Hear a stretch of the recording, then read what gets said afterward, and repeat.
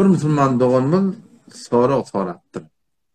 Taqqaly kiçeltmeklik, yani taqqal burtun bolmaly.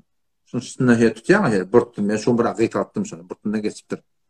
Tağdan, soğlan, etekten burtun bolmaly. Sünnet-i muakkede, dör hukmu vacip. Bu hukmuna hiç bir şek yok. Bir adam gelýär, taqqalyny kişijik goýýar. İman çatmanyny ýoş-ýoş östürer inşallah. Allah'tan tawfik dilen. Şoňda günähi aya taqqal tyrmaklyk bilen deňmi? Ýok, aslen deň değil. Şoňa da belansat başlam.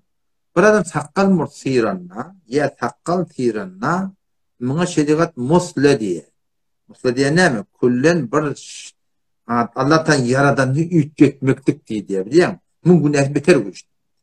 Maksada hulada, çünkü soralı mı doktorlar edin, taqqal murtun tyrmaklyk muňa şeriat heliýemeňiz olmaklyk diye.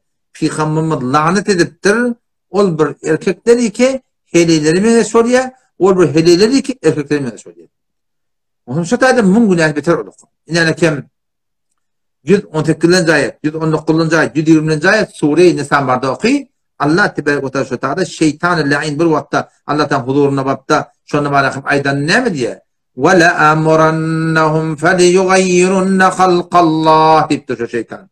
Metin bedenlerinde su veren, seni Allah'ın yaradığını ütgetin diye biliyem. O da şu taydan, yani Rahim suretunda Allah Teala taqqalışma elle girmektik var, Allah'ın yaradığını ütgetmektik.